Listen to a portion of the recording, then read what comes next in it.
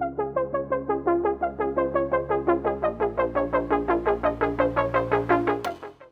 my name is Joe Clark. This is the Tao of Hollywood, and today I'm going to be talking about note cards and how to use them to build your screenplay. Note cards are a much more 3D way to envision your screenplay.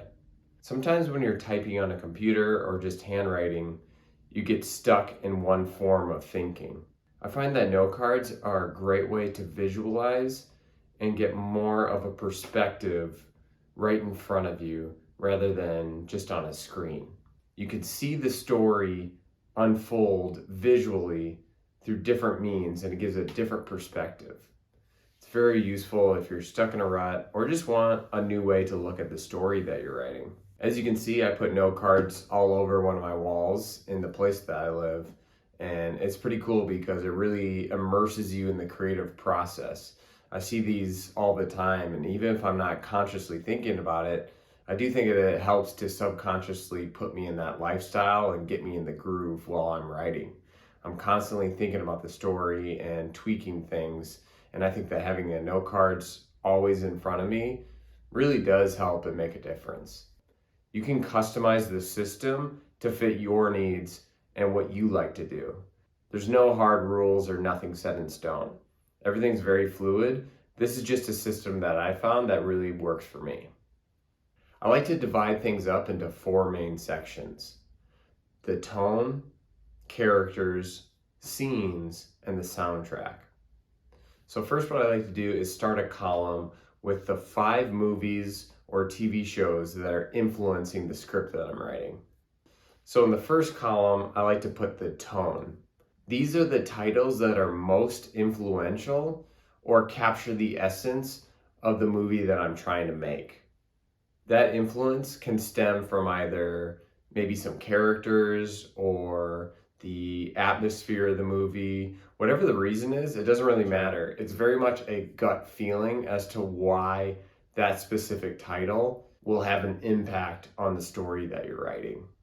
I don't like to do more than 5. I think 3 to 5 is the sweet spot. If you get too many, then you're getting influenced and pulled in too many directions, and you start to lose sight of the tone of the piece you're writing. Tone is one of the most important parts of the screenwriting process. It's something that really goes from screenwriting through the release of the film, all the way through marketing. You're constantly tweaking, evolving, and really harnessing in specifics of the tone you're trying to capture.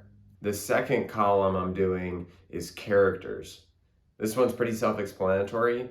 I like to put every single character, no matter how minor of a role they may be, because just being able to have a visual representation really helps out, because you can start to see from a macro viewpoint what's happening, and to see the diversity of the cast, it really helps to get a sense of the world that you're building.